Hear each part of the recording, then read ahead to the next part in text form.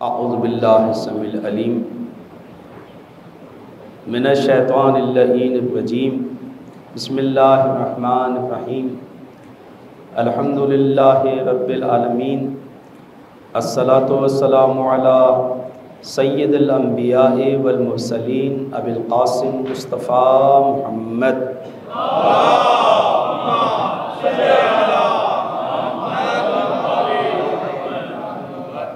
وعلى آلہ الطیبین الطاہرین لا سیما لبقیۃ اللہ فی الارضین وحجتہ علی العالمین اما بعد فقال اللہ سبحانہ وتعالی فی کتاب الحکیم بسم اللہ الرحمن الرحیم ان الذین ینادونک من وراء الحجرات اکثرهم لا یعقلون۔ صلوات پڑھیں والے محمد پر۔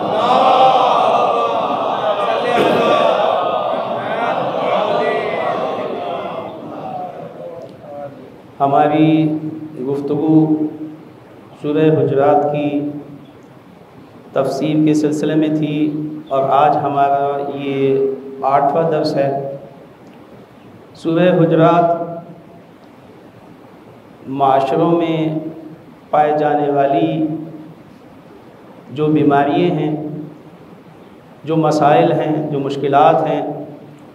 جن کی وجہ سے ایک معاشرہ ترقی نہیں کر پاتا اور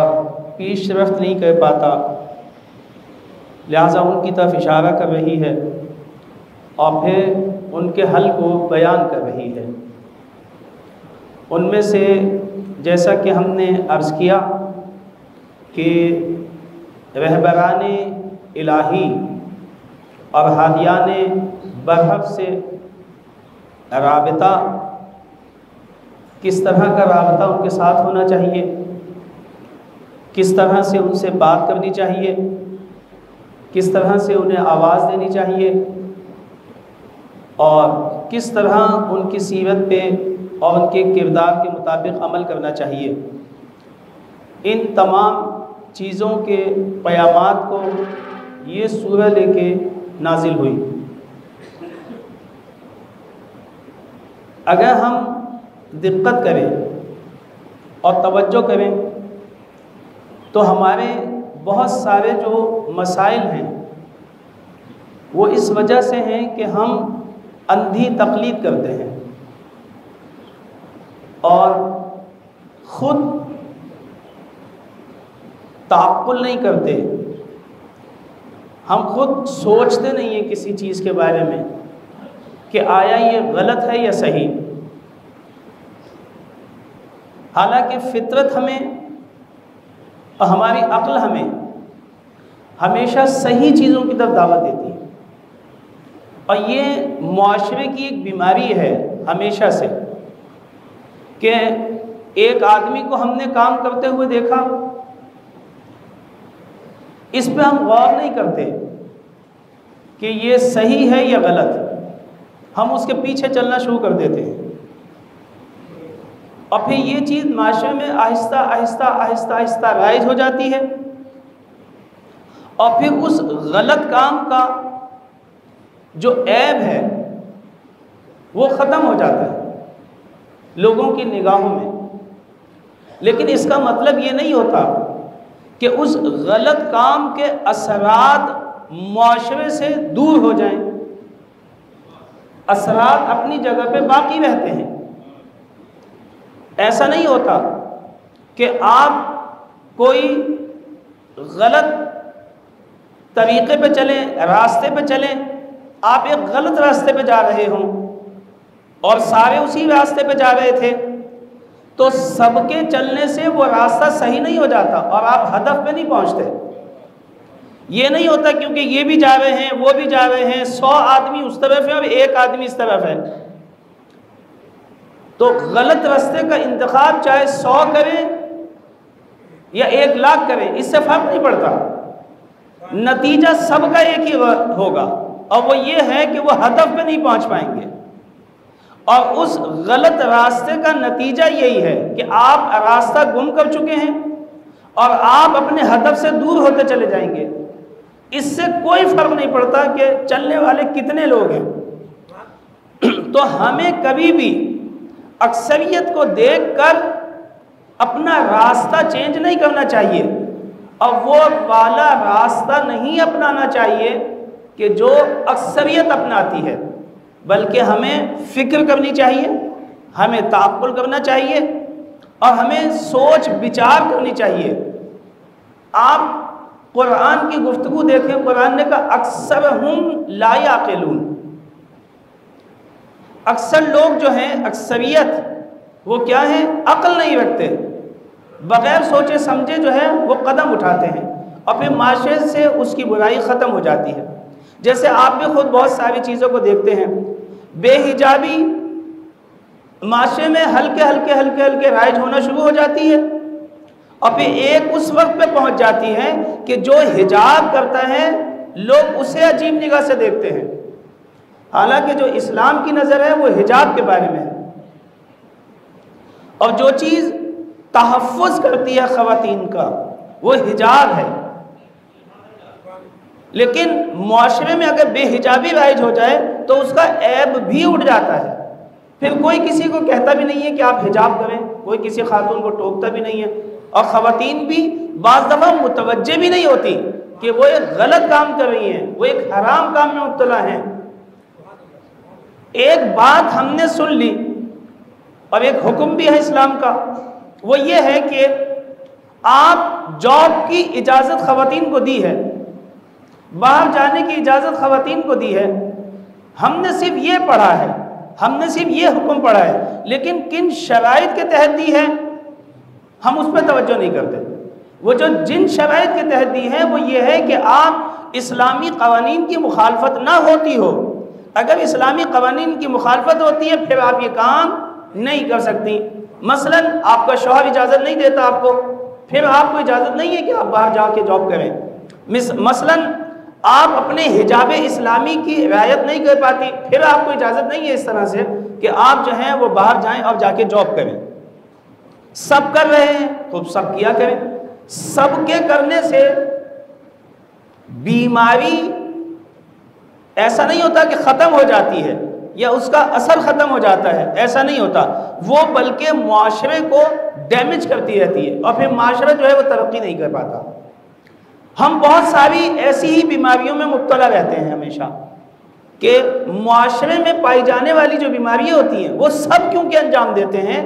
تو لہٰذا فضا آلودہ ہو جاتی ہے۔ جب فضا آلودہ ہو جاتی ہے تو آلودہ فضا کے اندر اس سے کوئی فرق نہیں پڑتا کہ اس فضا کو آلودہ کس نے کیا ہے، فضا آلودہ ہے یا نہیں ہے۔ اگر فضا آلودہ ہے تو یہ میں نے تو نہیں کیا، ٹھیک ہے کہ آپ نے نہیں کیا، لیکن اس کا مطلب یہ ہے کہ آپ کو اثر انداز یا آلودگی نہیں کرے گی، کرے گی بالکل۔ آپ نے نہ بھی کیا ہو، آپ کو چاہیے تھا کہ اس آلودہ فضا کے لیے قیام کرتے، حرکت کرتے، تاکہ یہ آلودگی ختم ہوتی، کیونکہ یہ آلودہ اگر ہو جائے فضا تو پھر یہ صرف انہیں نقصان نہیں پہنچاتی جنہوں نے اسے آلودہ کیا ہے، بلکہ انہیں بھی نقصان پہنچاتی ہے جنہوں نے آلودہ نہیں کیا۔ حتیٰ بچے بھی اس کی زد میں آ جاتے ہیں، معصوم بھی اس کی زد میں آ جاتے ہیں۔ لہٰذا ضرورت اس بات کی ہے کہ اس آلودگی کو معاشرے سے ختم کی جائے، ورنہ معاشرہ ترقی نہیں کرے۔ ہمارے معاشرے کے اندر بہت سارے مسائل اسی ٹائپ کے ہیں اور اسی طرح کے مسائل ہوتے ہیں۔ ان میں سے ایک جو مسئلہ اور مشکل ہے وہ یہ ہے کہ ہم کسی کے گھر جانے کے آداب سے ناواقف ہیں، کہ آپ اگر کسی کے گھر جانا چاہتے ہیں تو آپ کو کیسے جانا چاہیے۔ مثلاً ان آداب میں سے ایک یہ ہے کہ آپ پہلے اطلاع دیں کہ آپ کسی کے گھر جانا چاہتے ہیں، کیونکہ انسان اپنے گھر میں جو ہے ہر طرح سے رہتا ہے، بعض دفعہ جو ہے اس کا گھر بکھرا ہوا ہے، بعض دفعہ آمادہ نہیں ہے، کوئی اور مہمان آنا چاہتا ہے اس کے یہاں، اس کا ذہن ادھر ہے، کوئی اور مشکل ہے، کوئی بیماری ہے، کوئی مسئلہ ہے، لہٰذا یہ کہ آپ پہلے اطلاع دیں، یہ اصول ہے، آداب میں سے ہے یہ، کسی کے گھر جانا کس طرح سے ہے آپ کو۔ ہم کسی کے گھر پہنچ گئے، ہم نے اطلاع تو دی نہیں تھی، ہم کسی کے دروازے پہ گئے اور دروازے کے اوپر جا کر ہم نے کھٹکھٹانا شروع کر دیا، اور ہمیشہ ہمارا سے یہ جو ہے وہ انتظار ہے گھر والے سے کہ وہ دروازہ کھولے. کھٹکھٹا رہے ہیں، ایک تو آداب کا خیال رکھنا چاہیے کہ ہمیں کھٹکھٹانا کیسے ہے. کھٹکھٹانا ہے ہمیں دروازے کو صرف اسے اطلاع دینے کے لیے کہ آپ کے دروازے پہ کوئی آیا ہوا ہے، نہ اسے دھمکانے کے لیے، نہ اس کا بلڈ پریشر جو ہے وہ زیادہ کرنے کے لیے کہ اتنی زور سے دروازہ کھٹکھٹایا جائے کہ وہ جو ہے سہم جائے. جو بچے سو رہے تھے وہ اٹھ کے بیٹھ جائیں کہ کیا قیامت آ گئی، کیا مسئلہ ہو گیا، کیا مشکل ہو گئی ہے. بیل دینی تھی، آپ کو صرف اطلاع دینی ہے کہ کوئی آپ کے دروازے پہ ہے، بس اس بات کا خیال رکھنا تھا. یعنی اتنی ہلکی دستک ہو کہ وہ آواز وہاں تک پہنچ جائے. اور آج تک تو آج کل جو ہے الحمدللہ اب بیل کا سلسلہ ہے، آپ بٹن دباتے ہیں تو اطلاع آسانی سے ہو جاتی ہے. وہ بھی یہ نہیں کہ ہاتھ رکھ لیا تو بس ہٹانے کی اب ضرورت نہیں ہے جب تک کہ وہ خود آ کے نہ ہٹوائے آپ کا ہاتھ. تو یہ جو ہے یہ وہ مسائل ہیں کہ جن کی رعایت جو ہے بہت زیادہ ضروری ہے. اچھا نہیں آتا تو اس کے بعد بھی ہم ناراض ہو جاتے ہیں کہ ہم ان کے گھر گئے، بیل دے دے کے تھک گئے، بیل دے دے کے تھک گئے. آپ کو کس نے کہا تھا بیل دے دے کے تھک جائیں آپ؟ یہ کون سا قانون ہے اجتماعی معاشرے میں رہنے کا؟ آیا اسلام نے آپ کو اس کی اجازت دی ہے؟ آیا اس کو اسی عقل نے آپ کو، قانون عقل ہے یہ کہ آپ یہ والا کام کریں کہ آپ بجا بجا کے اور دستک دے دے کے اور بیل بجا بجا کے تھک جائیں؟ نہیں، اسلام نے قانون بنایا ہے اور وہ یہ ہے کہ آپ 3 دفعہ دستک دیں، اور اگر وہ نہ آئے، آپ کا جو بیل بجانا ہے وہ کیا اس بات کے اوپر وہ ہے کہ میں حتماً آؤں؟ نہیں، میں آمادہ نہیں ہوں فی الحال آپ سے ملاقات کے لیے، میں اس پوزیشن میں نہیں ہوں. کسی بھی پوزیشن میں ہو سکتا ہے صاحب گھر، ہو سکتا ہے کہ وہ مثال کے طور پہ گھر میں اکیلا ہے، ٹھیک، اور یا یہ کہ بیمار ہے اس طرح سے کہ وہ نہیں آ سکتا دروازے پہ، اور آپ بیل پہ بیل دے رہے ہیں، اور وہ جو ہے وہ مجبور ہے، وہ اپنی جگہ تو تڑپ سکتا ہے لیکن آ کے دروازہ نہیں کھول سکتا، یا ویسی کسی مجبوری کے تحت جو وہ فی الحال جو ہے آمادہ نہیں ہے آپ سے بات کرنے پہ. تو ضروری نہیں ہے، اسلام نے آداب کا خیال رکھا ہے. آپ واپس پلٹیں، اور واپس پلٹنے کے بعد اسلام نے یہ کہا ہے کہ اس بات کا برا بھی نہ مانیں، نہ یہ کہ ہر ایک سے کہتے پھریں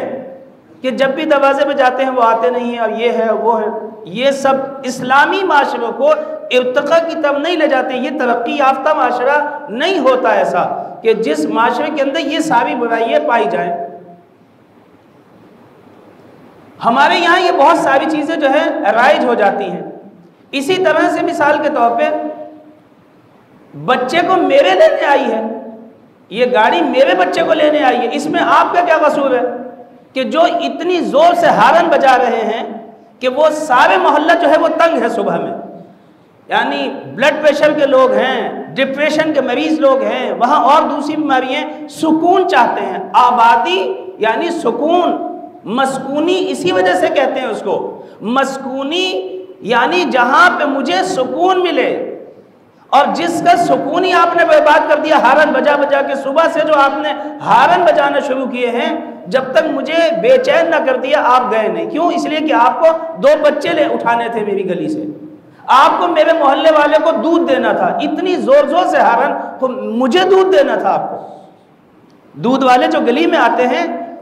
اور اسی طرح سے چیزیں بیچنے والے، اور اسی طرح سے ہم ان باتوں کا خیال نہیں رکھتے کہ یہ اسلام کے آداب کے منافی ہیں کہ ایک معاشرے کے اندر کس طرح سے زندگی گزارنی ہوتی ہے. ان تمام چیزوں کا خیال رکھنا ہوتا ہے.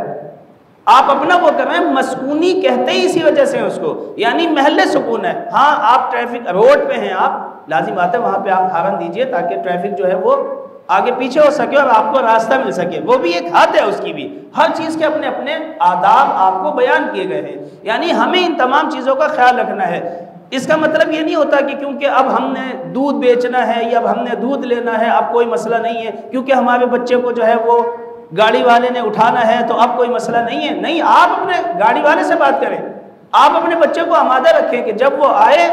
تو آپ کا بچہ آمادہ ہو تاکہ اسے بھی ہارن پہ ہارن دینے کی ضرورت نہ ہو. آپ بھی ہمکاری کریں، تعاون کریں اور وہ بھی تعاون کریں، تو پھر آپ دیکھیں محلے میں کتنا سکون ہے. اور ہر آدمی جو مریض، چاہے وہ ہمارے والد صاحب بھی مریض ہو سکتے ہیں، ضروری تو نہیں کہ پڑوسی مریض ہو. ایک وقت یہ مجھ پہ خود پہ بھی آ سکتا ہے، والد صاحب نہیں، یہ عمر مجھ پہ بھی آنی ہے کہ آپ کو اس قسم کی آوازیں بری لگتی ہیں۔ اسلام نے سب کا خیال رکھا ہے۔ آپ دروازے پہ آئے، اس کے بعد جو ہے بلند بلند سے آوازیں دینا شروع کر دی۔ آپ اس گھر والے کو بلا رہے ہیں، آپ نہ کہ پورے محلے کو آواز سنا رہے ہیں۔ سب جو ہے پریشان ہو جاتے ہیں کہ کیا قیامت آ گئی، کیا مسئلہ ہو گیا ہے، کیوں بلا رہے ہیں، کیا ہے، اتنا کیوں چیخ رہے ہیں آپ آوازیں دینا شروع کر دیتے ہیں۔ یہ ایسی چیزیں اور ایسی برائی ہیں جو معاشروں کے اندر رائج ہیں، اور اس دور میں بھی رائج تھیں یہ برائیاں۔ اسی چیز کو انہوں نے پیغمبر کے ساتھ بھی کیا، یعنی یہ اس معاشرے میں بھی رائج تھی، عرب کے معاشرے میں بھی یہ چیزیں رائج تھیں کہ لوگ جو تھے دروازے پہ آئے۔ وہ دور تو بیل کا دور نہیں تھا، آج کل تو بیل ہے تو آواز زیادہ نہیں دینی پڑتی، لیکن اب تو بیل بھی دیتے رہتے ہیں، آوازیں بھی دیتے رہتے ہیں، دونوں کام ایک ساتھ کرتے رہتے ہیں کہ ہو سکتا ہے بیل نہ سنی ہو تو کم از کم آواز سن لیں گے، تو بیل بھی بجاتے ہیں اور آواز بھی دیتے ہیں۔ اس دور میں بیل نہیں تھی تو آوازیں دیا کرتے تھے۔ پیغمبر کے دروازے پہ آ کے بھی جو ہے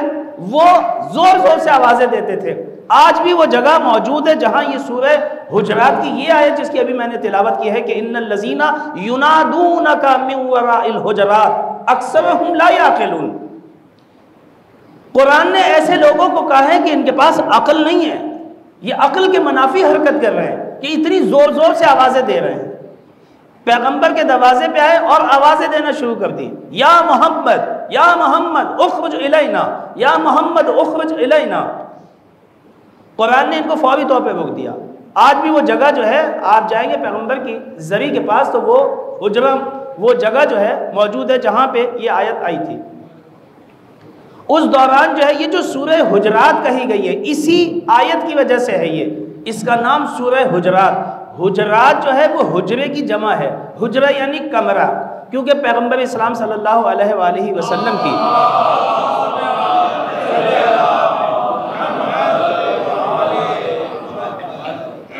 جتنی بھی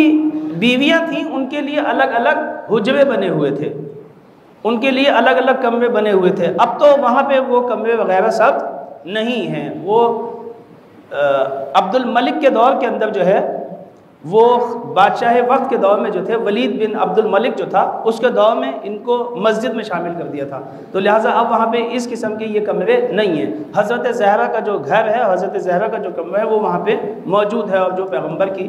جگہ ہے، جو پیغمبر کا اپنا خاص کمرہ تھا جہاں پہ پیغمبر دفن ہے، وہ حجرہ موجود ہے، اور حضرت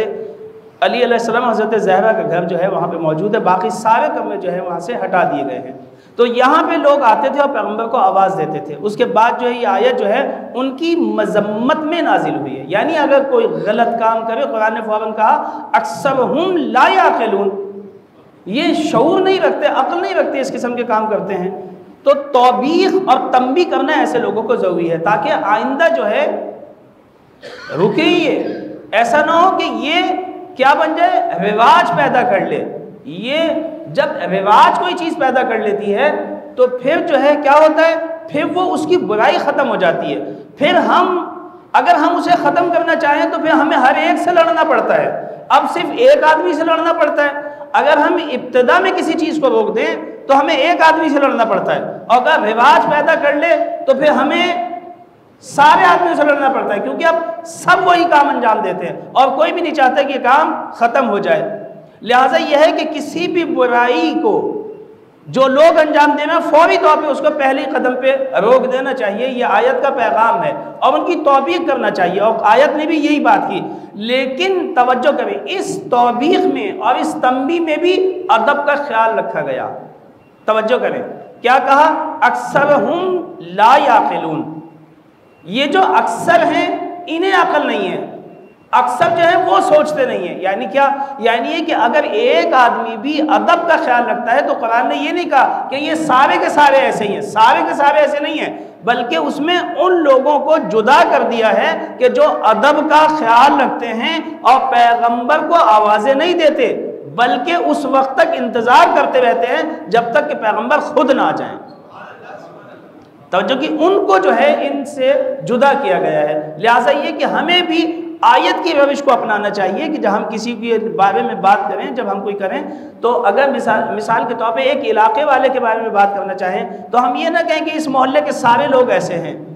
فلاں شہر کے سارے لوگ ایسے ہیں، فلاں ملک کے سارے لوگ ایسے ہیں، اس خاندان کے سارے لوگ ایسے ہیں۔ نہیں، ادب کا خیال رکھنا چاہیے۔ یہ خود بے ادبی ہے کہ اگر ہم اس طرح سے کر کے بات کریں کہ اس خاندان کے سارے لوگ ایسے ہوتے ہیں، اس ذات کے سارے لوگ ایسے ہوتے ہیں، اس زبان کے سارے لوگ ایسے ہوتے ہیں، اس پارٹی کے سارے لوگ ایسے ہیں، اس تنظیم کے سارے لوگ ایسے ہیں، اس انجمن کے سارے لوگ ایسے ہیں، اس قوم کے سارے لوگ ایسے ہیں، نہیں، یہ سارے کا لفظ استعمال کرنا نہیں چاہیے، تاکہ اس ایک شخص کا جو یہ کام نہیں کرتا، تاکہ اس کو اس سے جدا کیا جا سکے اور اس ادب کا خیال رکھا جا سکے۔ اور قرآن کیونکہ ہمیں ادب سکھا رہا ہے تو اس نے پہلے جو ہے وہ کیا کیا ہے، خود ادب کا جو ہے وہ خیال رکھا ہے، اور اس چیز کی رعایت کی ہے کہ ساروں کو نہیں کہا بلکہ کہا کہ اکثرہم لا یعقلون۔ اس کے بعد کہا ولو انہم، اس کے بعد یہ کہا کہ اگر ولو انہم صبروا، اگر یہ صبر کر لیتے،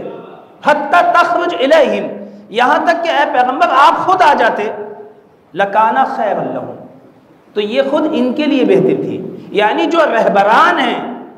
ان کے بھی اپنی زندگی کے پروگرام ہیں، ان کی بھی زندگی ہوتی ہے، ایک گھر میں ان کی بھی زندگی ہے۔ وہ ٹھیک ہے کہ نبی ہیں، وہ ٹھیک ہے کہ رسول ہیں معاشرے کے اعتبار سے، وہ ٹھیک ہے کہ فقیہ وقت ہیں، گھر اپنے علاقوں کے اعتبار سے، اپنی ملت کے اعتبار سے، اپنی قوم کے اعتبار سے، وہ ٹھیک ہے کہ ایک عالم دین ہے، ایک پیش امام ہیں، وہ آپ کے اعتبار سے، لیکن جب وہ گھر میں ہیں تو ایک والد ہے، وہ ایک شوہر ہیں، انہیں اپنے شوہر ہونے کے بھی فرائض انجام دینے ہیں، انہیں اپنے والد ہونے کے بھی فرائض انجام دینے ہیں، ان کی اپنی بھی گھریلو زندگی ہے۔ تو ایسا نہیں ہے کہ آپ مسجد کے مسائل کو لے کے گھر پہنچ جائیں اور ہر وقت وہاں پہ کھڑے رہیں کہ اس پہ مہر لگا دیں، اس پہ سائن کر دیں، میرا یہ مسئلہ ہے، میری یہ مشکل ہے، اور پھر ہم یہ سوچیں کہ جی وہ پیغمبر تو یوں کیا کرتے تھے، ائمہ تو یوں کیا کرتے تھے، علماء یوں نہیں کرتے، فقہاء یوں نہیں کرتے۔ آپ کی معلومات صحیح نہیں ہے پیغمبر کے بارے میں، پیغمبر بھی یوں نہیں کیا کرتے تھے، پیغمبر نے اوقات بنائے ہوئے تھے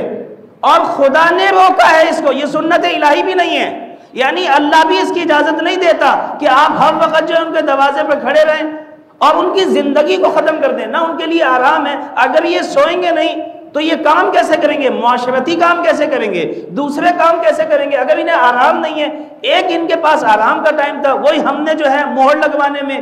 سائن کرانے میں، اپنے مسائل حل کرانے میں، مسجد میں یہ ہے تو آپ کے مسائل حل کرتے ہیں، گھر پہ آ جائیں تو آپ کے مسائل حل کرتے ہیں، دوسری جگہ چلے جائیں تو آپ انتظار میں رہتے ہیں، آپ وہاں پہنچ جاتے ہیں۔ یعنی ہر جگہ جو ہے قرآن نے اسی فکر کو یہاں پہ نابود کیا ہے۔ قرآن نے کہا یہ خبردار، رہبران الہی کی اور بھی مصروفیات ہوتی ہیں، ان کی اپنی ذاتی زندگی بھی ہے، یہ کام نہ کریں حتی تخرج علیہم وَكَانَ خَيْرًا لَهُمْ، اور یہ پیغمبر کے لیے بہتری نہیں تھی، یہ خود تمہارے لیے بہتری تھی، اس لیے کہ جب رہبران الہی گھر کے مسائل کو حل کر سکیں گے تو پھر تمہارے مسائل کو ان کے لیے حل کرنا بہتر ہو جائے گا۔ ورنہ جس کی زندگی داخلی کیا ہو، ٹینشن میں ہو، جس کی داخلی زندگی ڈسٹرب ہو چکی ہو، جس کی داخلی زندگی کے مسائل پیچیدہ ہوں، وہ تمہارے مسائل کو حل کرنے میں اسے مشکلات کا سامنا کرنا پڑے گا۔ لہٰذا رہبران الہی کو سکون دے ذہنی طور پہ، تاکہ ان کی وہاں کے بھی مسائل حل ہو سکیں اور یہاں کے مسائل بھی حل ہو سکیں۔ ورنہ تو آپ لے لیجئے، اگر ایک رہبر الہی مسجد میں بیٹھا ہوا خطاب کر رہا ہو اور آپ سے بات کر رہا ہو کہ آپ اپنے گھر والوں کو وقت دیں، اسلام کا حکم آپ کو بتا رہا ہے، آپ اپنے گھر والوں کو ٹائم دیں، اور اس کی اہلیہ کھڑے ہو کے آ جائے، یہاں پہ آ جائے، کھڑے ہو کے بات کرے کہ قبلہ آپ تو یہ سب کو بتا رہے ہیں کہ اپنے گھر والوں کو ٹائم دیں، اپنی اہلیہ کو ٹائم دیں، ان کے حقوق کا خیال رکھیں، آپ تو سارا دن انہی میں لگے رہتے ہیں، آپ نے مجھے تو ٹائم دیا ہی نہیں ہے، آپ اپنے بچوں کو تو ٹائم دیتے ہی نہیں ہیں، میرے لیے تو آپ نے وقت نکالا ہی نہیں ہے، اس لیے کہ کبھی آپ مسجد میں ہیں، اور اگر مسجد میں نہیں ہے تو آپ نے گھر کو بھی مسجد ہی بنا رکھا ہے، گھر کو بھی آفس ہی بنا لیا ہے، اور اگر آپ نے نہیں بنایا تو انہوں نے بنا لیا ہے، اور اگر انہوں نے بنا لیا ہے تو پھر آپ نے روکا کیوں نہیں ہے، آپ نے منع کیوں نہیں کیا کہ بھائی میں مسجد میں ملوں گا، میں آفس میں ملوں گا، میرے گھر پہ نہ آئیں؟ آپ نے یہ کام کیوں نہیں کیا؟ تو آپ تو یہ کہہ رہے ہیں یہاں بیٹھ کے لما تقولون ما لا تفعلون، آپ قرآن خود کہتا ہے کہ آپ وہ بات کیوں کرتے ہیں جو آپ خود نہیں کرتے، تو پھر آپ ہی سب لوگ کہیں گے کہ یہ صحیح کہہ رہی ہے، قبلہ غلط کہہ رہے ہیں، تو یہ ہماری ہدایت نہیں کر سکتے۔ یعنی آپ ہی نے ہمیں پھنسوایا، آپ ہی کی وجہ سے ہم پھنسے، آپ ہی کی وجہ سے ہمارے ساتھ یہ سارے مسائل ہوئے، اور پھر آپ ہی نے ہمیں متہم کر دیا۔ توجہ کی آپ نے؟ یعنی آپ ہی ہمیں اس نہج پہ لے کے آئے تھے کہ ہم اپنے بیوی بچوں کو وقت نہ دے سکیں، ہم اپنے مسائل حل نہ کر سکیں ذاتی طور پہ، ہم اپنے بچے کو اچھا نہ پڑھا سکیں، ہمیں اپنے بچے کے لیے ٹائم نہ ہو، وہ ڈپریشن کا شکار ہو گیا ہو تنہائی کی وجہ سے، کیونکہ میں اسے ٹائم نہیں دے سکا، کیونکہ ملت نے سارا ٹائم میرا لے لیا ہے۔ توجہ کی آپ نے؟ رہبران کی بیوی اگر طلاق لے کے جانے لگے تو یہ مسائل کا شکار نہیں ہوں گے، وہ کہیں گے ہمیں نہیں رہنا اس گھر کے اندر۔ میں اس وجہ سے نہیں آئی تھی یہاں پہ، میں تو یہ سوچ کے آئی تھی کہ ایک رہبر الہی ہے تو ان کی زندگی میں نظم و ضبط کتنا ہوگا، ٹھیک ہے، یہ ہر ایک کے حقوق کا خیال رکھتے ہوں گے، تو کتنے مسائل پیدا ہو سکتے ہیں ایک ملت کے اندر اگر بیماری پائی جائیں اور وہ آداب کا مکمل طور پہ خیال نہ رکھیں۔ اسی وجہ سے قرآن نے اسی سورہ کے اندر کہا ہے کہ اگر یہ صبر کر لیتے، وَلَوْ أَنَّهُمْ صَبَرُوا، اگر یہ کاش صبر کر لیتے، لَكَانَ خَيْرًا لَهُمْ، انہی کے لیے بہتری ہو جاتی، انہیں ایک اچھا لیڈر مل جاتا، انہیں ایک اچھا رہبر ملتا، ان کے مسائل کو بہت زیادہ حل ہوتا ہوا دیکھتے ہی اپنے آپ کو۔ آپ ائمہ کی زندگی میں دیکھیں، ان کی اہلیہ مثال کے طور پہ بہت سارے ائمہ جو تھے ہمارے، ان کی اہلیہ ہمیشہ انہیں ڈسٹرب کرتی رہتی تھی۔ پیغمبر اسلام کو آپ دیکھ لیں، یہ مسائل نہیں ہوتے تھے، حتیٰ کہ قرآن نے آ کے کہا، یعنی آپ اتنا آپ نے پریشر جو ہے ڈیولپ کیا پیغمبر کے لیے کہ قرآن نے پیغمبر کو یہ کہا ہے کہ آپ ان چیزوں کو حرام کیوں کرتے ہیں اپنے اوپر جو اللہ نے حلال کیا؟ آپ کسی کو اتنا مجبور کرتے ہیں، ایک نبی خدا کو، ایک ہادی رہبر کو، یہ کام ہمیں نہیں کرنے ہوتے۔ یعنی اگر پیغمبر بھی، خدا نے فوری مداخلت کی، یہاں پہ فوری طور پہ مداخلت کی ہے، کیوں؟ اس لیے کہ پیغمبر کو ڈسٹرب نہ کریں آپ۔ اگر پیغمبر ڈسٹرب ہو گئے، اگر پیغمبر کے گھر میں مسائل ہوں گے، یہ یہیں پہ پڑے ہوئیں گے، یہ داخلی جنگ لڑیں یا بیرونی جنگ لڑیں، انہیں بیرونی جنگ لڑنی ہے، یہ رسول ہیں، یہ نبی ہیں، رسالت الہیہ ان کے پاس موجود ہے، لہٰذا یہ کام نہ کریں۔ یہ ملت کی ذمہ داری ہے کہ اپنے رہبروں کو سکون دیں ذہنی طور پہ، تاکہ یہ بہتر سے بہتر انداز میں کام کر سکیں۔ آپ نے توجہ کی؟ یہ میں اس رہبر کی بات بتا رہا ہوں جو خود معصوم ہے، جس کے سر پہ تاج نبوت ہے، چاہے جائے کہ ایک فقیہ ہو، چاہے جائے کہ ایک عالم دین ہو، وہ تو عصمت کے اس درجے پہ نہیں ہوتا، وہ اس کے پاس مقام منصب الہیہ تو اس طرح سے نہیں ہے جس طرح رسولوں کے پاس ہے، جس طرح ائمہ کے پاس ہے، اور فوری طور پہ جب انہیں ڈسٹرب کیا گیا تو خدا نے مداخلت کی ہے۔ یعنی ہمیں گویا یہ بتانا چاہتا ہے کہ اگر آپ یہ کام کرتا ہوا دیکھیں کہ لوگ انہیں ڈسٹرب کر رہے ہیں، ان کے مسائل، داخلی مسائل کے اندر مداخلت کر رہے ہیں، ان کو سکون لینے نہیں دے رہے، تو یہ آپ کی ذمہ داری ہے کہ فوراً حرکت کریں، ان لوگوں کو روکیں کہ خبردار آپ وہاں پہ تشریف لائیں، آپ یہاں پہ یہ کریں، آپ جو ہے کیوں؟ اس سے ایک بہترین رہبر اور لیڈر جو ہے وہ لوگوں کو ملے گا، اور جب بہترین لیڈر، بہترین رہبر، بہترین رائے لوگوں کے پاس آئے گی، لَكَانَ خَيْرًا لَهُمْ، تو یہ انہی کے لیے بہتری ہوگی۔ معاشرہ پیش رفت کرے گا، پھر معاشرہ سکوت نہیں کرے گا۔ اور پھر فرمایا کہ وَاللَّهُ غَفُورٌ رَحِيمٌ، اور اگر تم نے یہ غلطی کری دی ہے اور تم سے یہ غلطی ہو گئی ہے، اور خبردار جب تنبیہ کریں انہیں، ایسے لوگوں کو، تو پھر اس بات کا خیال رکھیں کہ انہیں مایوس نہیں کرنا قبلہ سے، کہ بس آپ کا مسئلہ حل نہیں ہو سکتا۔ واللہ غفور رحیم، تنبیہ اتنی زیادہ نہ ہو جائے، انہیں ڈانٹ اتنا زیادہ نہ دیا جائے، پھر ڈانٹنے پہ آ جاتے ہیں لوگ تو پھر حد کر دیتے ہیں۔ توجہ کی؟ یعنی ان کا خیال رکھا جائے، بچوں کو اس طرح سے نہ نکالیں کہ پھر وہ کبھی مسجد ہی نہ آئیں۔ ٹھیک ہے کہ بچوں کا آنا جو ہے وہ مکروہ ہے مسجد کے اندر، کیونکہ حرکت کرتے ہیں، یہ ہے کنٹرول میں نہیں ہوتے تو کہا کہ، لیکن اس طرح سے احتیاط کریں، ہر چیز کے کام میں احتیاط سے کام لیں، متنفر کرنے کی ضرورت نہیں ہے کہ وہ لوگ یہ سوچیں کہ بس پھر آئندہ کبھی بھی قبلہ کی طرف رجوع نہیں کریں گے، پھر آج کے بعد ہم کبھی عالم دین کی طرف رجوع نہیں کریں گے، پھر آج کے بعد ہم کبھی فقیہ کی طرف رجوع نہیں کریں گے۔ یہ کام کرنے کی ضرورت نہیں ہے، واللہ غفور رحیم، بلکہ جو ہے انہیں بتائیں کہ یہ کام نامناسب ہے، انشاءاللہ آپ وہاں پہ تشریف لائیں، پھر آپ کے مسائل کو دیکھتے ہیں، حل کرتے ہیں۔ واللہ غفور رحیم، اللہ جو ہے وہ لوگوں کی خطاؤں سے درگزر کرنے والا بھی ہے، اور جب خطائیں درگزر ہو جائیں گی تو پھر رحمتوں کی بارش بھی شروع ہو جائے گی۔ انشاءاللہ تعالی العزیز مزید جو ہے انشاءاللہ اس آیت کے ذیل میں اور ان آیتوں کے ذیل میں انشاءاللہ بات کریں گے۔ دعا گو ہے خداوند متعال سے کہ ہم سب کو قرآن عظیم کی آیات کا صحیح طور پہ مطالعہ کرنے کی، ان آیات کو بہتر سے بہتر انداز میں سمجھنے کی، اور خصوصی طور پہ ان سب سے استفادہ کرنے کی اور ان پہ عمل کرنے کی توفیق عطا فرمائے۔ دعا گو ہے خداوند متعال سے کہ ہم سب کو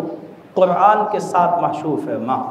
دعا گو ہے خداوند متعال سے کہ قرآن کو ہمارا شافع قرار دے۔ ہماری پہلی اور آخری اور سب سے اہم دعا یہی ہے کہ وارث قرآن شریک قرآن حضرت حجت کے ظہور میں تاجیل فرما۔